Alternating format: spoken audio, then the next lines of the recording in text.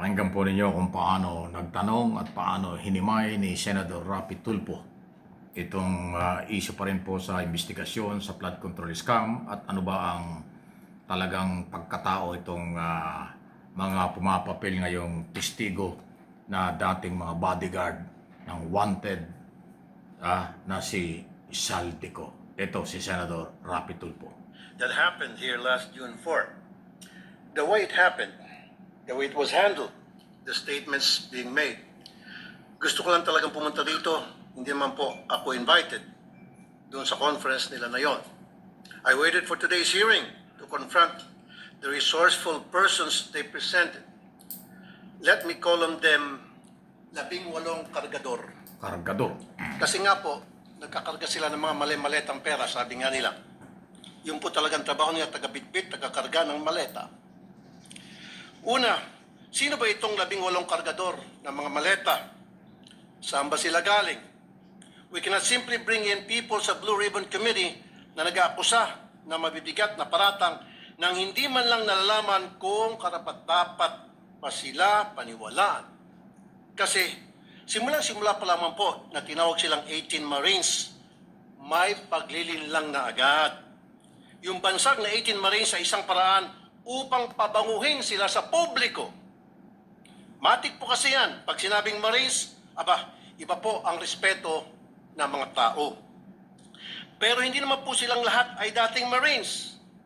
At mahigit kalahati sa kanila ay discharged without honors or dishonorably discharged from service for various offenses. Ibig sabihin, palpak sila.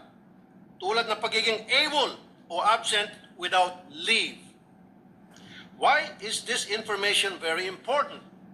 Because for people to believe their allegations, it must come from a credible and reliable source. And so, the people using them portray them as heroes. God damn. Sabi nga ng isa sa mga senador na dumalo nung araw na yon, bayani daw po sila. Pero nakakaya naman po sila sa iba nating mga bayani. Na itong 18 kargador na ilang taon nagtrabaho kay Saldico, may 7 years at 9 years at nagbitbit daw, sabi nila, ng sangkatutak ng maleta ng pera. At bigla na lang tinubuan ng konsensya at ngayon ay naninira ng buhay ng mga inosenteng tao, ay tatawagin nating bayani. Pasensya na. Hindi ako papayag na matabi ang mga sinungaling nito kila Jose Rizal, Andres Bonifacio at mga dakila nating OFWs. At dito papasok ang pangulo kong punto. Hindi lang po ang kredibilidad ng 18 kargador ang kaduda-duda. Ang mismong testimonya nila ay nakakapagtaka. Lumabas na po ang ilan sa mga ito sa balita, pero pasadahan lang po natin. Let me show some video clips of the hearing. Ayan pero Video yung mga pagkatao. Ayan pakinggan nyo yung mga sinasabi. Yung Si mga Padre video. Flavi ay hinatiran ko ng pera doon sa Mindanao Up. Ayan Isang sobre yun, sir. Anong lugar po yun? Sa Mindanao Up, sa mismong simbahan niya, sir. Sa may gilid ng kalsada. Yung Bakit father po to kayo yung iba nagdala ng inaakusahan. pera doon sa pare? Yan ang pinagdudahan ni Senator Tulfo. Kasi, sir, hindi ko ano, sir, kung paano nila yun, sir, eh. Basta nagdala na kami ng pera, sir. Tapos dun sa 33... Maleta din ba? Dinala mo? isang sobre, sir. Tapos dun, sir, sa 33 Clemente. Baka naman sulat lang pinadala Hindi, sir, pera, sir. Kita ko mismo, sir, eh. Tapos sa 33 Clemente, sir, isang maleta. Kanino? Kay Padre Flavi, binuhat ko papunta sa sakyan niya. Tapos yung suot niya, sir, itim na pangpare. Sagot naman ni Diocese of Cubao Bishop Elias Ayuba Jr., there is no church entrusted to the Society of the Divine Word on Mindanao Avenue or anywhere in its vicinity.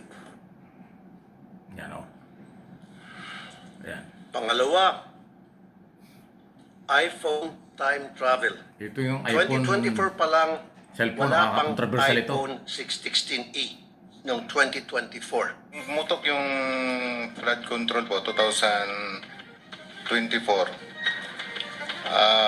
Nakapagsalita na po dito si Master Sergeant Orly Gotisa. Ngayon, maraming nagliligaw sa amin. na Ano po? Ano po? nililigawan po kami na hindi na po kami magsalita. Yung lahat ng cellphone po namin, ibibigay po sa kanila. Sa anong dahilan? Papalitan po ng mga bago po, iPhone po. Ano bang klase yung mga cellphone nyo? Nokia. iPhone 16. So papalitan nila ng mas maganda. Yes, Your Honor. Alam ninyo yung dahilan kung ba't nila gagawin yon? Kasi nandun yung mga picture namin, Your Anong klase ng cellphone para ma-record? iPhone 16e, 128 GB. Nang i-check ng News 5 sa mismong website ng Apple, lumalabas na February 21, 2025 ang pre-order na naturang model na sinasabi ng Bagman sa hearing. Palpak, no? Ayun. Pangatlo, pinili na impormasyon. Ano ang nangyari sa pagpapalabas ng katotohanan? Kung pinipili lang nila kung sino ang ilalabas. Malinaw ang detalye nila sa una nilang affidavit tungkol sa mga maletang dinala sa ilan naming kasamahan dito na may address pa. Pero bakit parang mirakulo na naglaho ang naratibo tungkol dito? Sa original affidavit nung mga dating sundalo, nandun din si Sever Loren daw at saka yung magkapatid na Villar. Ngayon ko lang nakita yung affidavit. I have not read, etc. Ayan, oh. So, bahagi lang po yan ng pagkatanong at presentation po ni Senador Rapi Tulfo na kaduda-duda talaga. Yung paghahatid ng pera daw kay Father Villanueva, pinagdudahan niya, hindi totoo yun. Etong tungkol sa cellphone, lalo na itong sa cellphone, kasi yung Model 16, lumabas ito 2025. Pero 2024 daw, pinagbibigyan sila ng ganong klaseng modelong cellphone. Ay, di kalokohan yun. Ano? Nauna pa kayo sa may-ari ng cellphone? Company?